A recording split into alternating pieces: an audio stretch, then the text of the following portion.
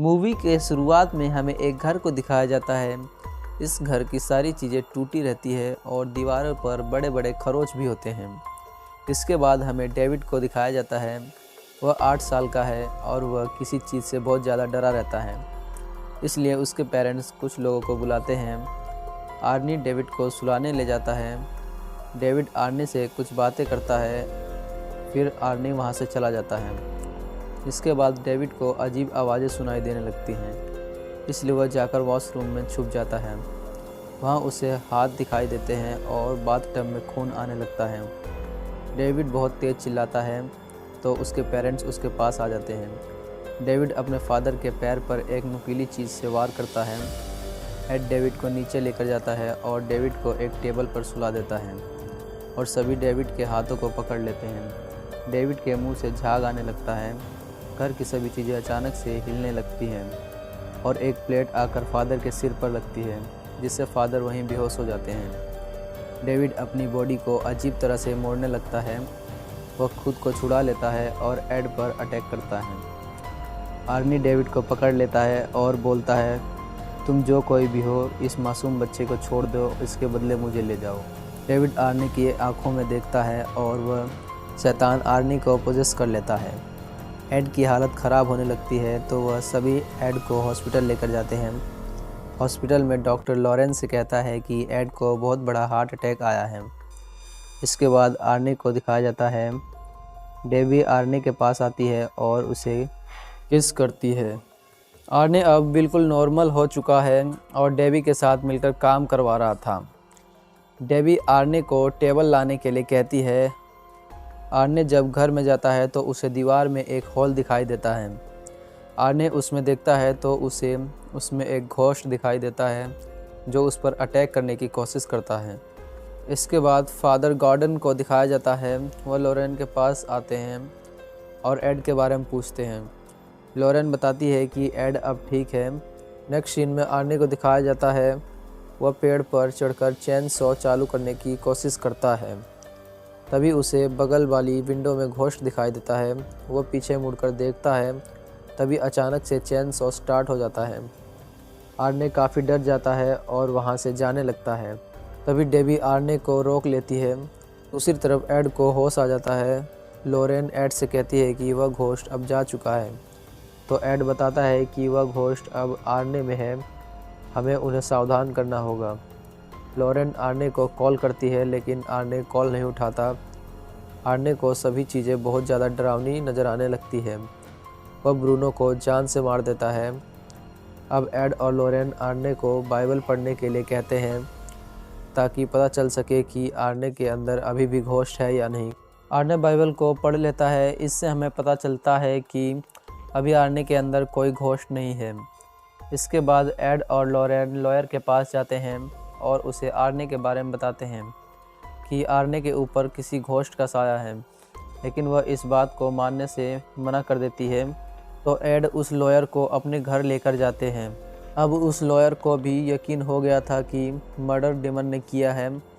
वह जज को बताती है कि मर्डर आर्ने ने नहीं बल्कि डेमन ने किया है, लेकिन जज को इस बात का भरोसा नहीं होता। वह आर्ने को उम्र कैद की सज़ा सुनाती है। एड कहता है कि हम ऐसा नहीं होने देंगे। अब एड और लॉरेन उस केस पर खुद इन्वेस्टिगेशन करने लगते हैं। वो दोनों वह रिकॉर्डिंग सुन रहे थे जब डेविड और बाकी लोग पहली बार उस घर में आए थे। डेविड एक रूम में जाता है जहां वाटर बेड था। डेविड उस बेड पर जब खेल रहा था तभी उस वाटर बेड में से एक हाथ निकलता है जो डेविड को पकड़ लेता है। डेविड बड़ी मुश्किल से अपना हाथ छुड़ाता है। एड डेविड की सिस्टर को वह रूम दिखाने के लिए कहता है। वह देखता है कि उस रूम का फ्लोर भी ख़राब हो गया था। अब वह सभी उस रूम के नीचे देखने के लिए जाते हैं। लॉरेन जब उस रूम के नीचे जाती है तो वह देखती है कि वहाँ बहुत सारे रैट्स हैं और एक अजीब सा स्कल भी रखा हुआ है। लॉरेन उस स्कल की पिक्चर्स लेती है और बाहर आकर सबको दिखाती है। वह बताती है कि यह डिमंस का देवता है। सभी कहते हैं कि हमने ऐसा स्कल कभी नहीं देखा है। चर्च के फादर भी यही कहते हैं। फादर कहते हैं कि तुम लोग यह फ़ोटो किसी और फादर को बताओ जो मुझसे सीनियर हो। जब एड और लॉरेन दूसरे फादर के पास जाते हैं और स्कल की फ़ोटो उन्हें दिखाते हैं तो फादर कहते हैं कि ऐसा स्कल मैंने पहले भी देखा है, लेकिन वह ऐसा बिल्कुल नहीं था। वह फादर उन लोगों को अपना कलेक्शन दिखाता है।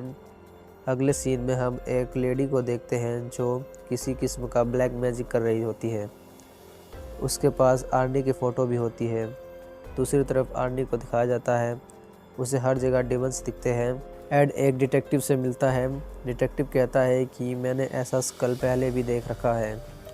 लॉरेन कहती है कि इस केस में डिमंस का हाथ है, तो डिटेक्टिव कहता है कि मुझसे मजाक नहीं करो।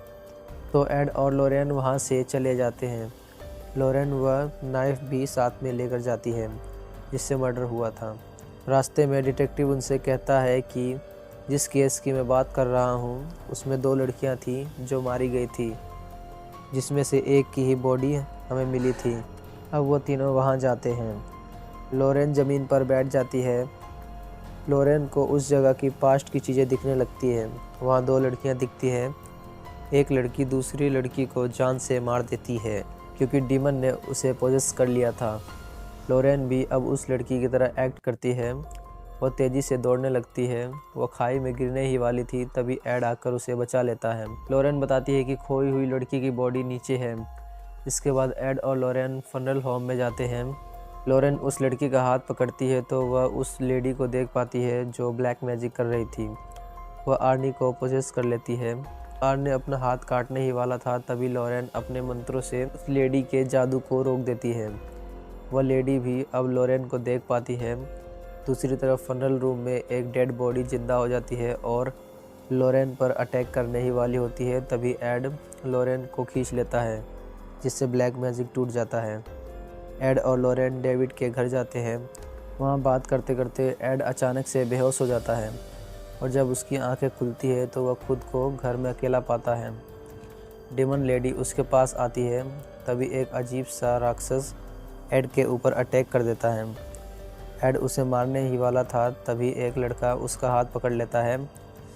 इससे हमें पता चलता है कि उस लेडी ने एड को भी पोजेस कर लिया है।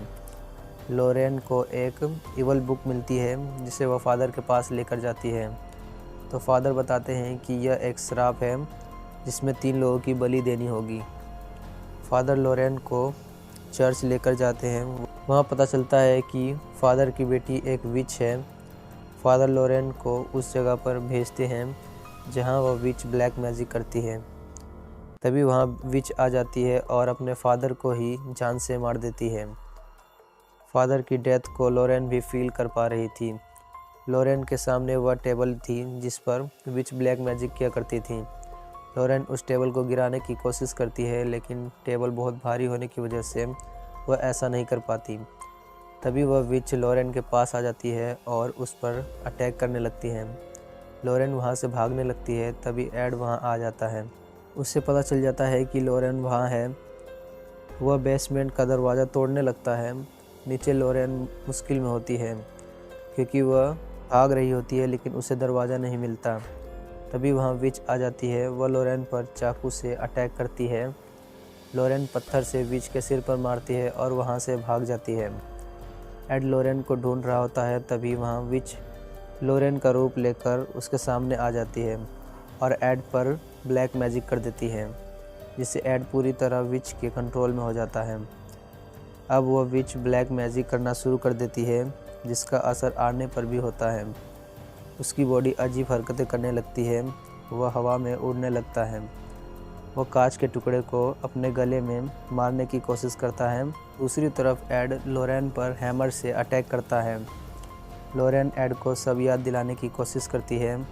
एड को पास्ट दिखाई देता है जब एड और लॉरेन पहली बार मिले थे। धीरे धीरे एड विच के कंट्रोल से बाहर आ जाता है और हैमर से विच के टेबल को तोड़ देता है, जिससे विच की सारी ताकतें ख़त्म हो जाती हैं। टेबल पर से आर्नी की फ़ोटो भी नीचे गिर जाता है, जिससे आर्नी भी ठीक हो जाता है। विच एड और लॉरेन के सामने आ जाती है। एड विच से कहता है कि तुमने डेमन को अपनी आत्मा देने के लिए कहा था, तो वह तुम्हारी आत्मा ज़रूर लेकर जाएगी। विच की बॉडी अजीब तरह से फोल्ड होने लगती है। डेमन आता है और उस विच को मार देता है। नेक्स्ट सीन में आर्नी को कोर्ट में दिखाया जाता है। उसे 5 साल की सज़ा सुनाई जाती है। डेविड के बहन और आर्नी की मैरिज 5 साल बाद होती है। एड भी अब पूरी तरह नॉर्मल हो चुका था और यह मूवी यहीं पर ख़त्म हो जाती है।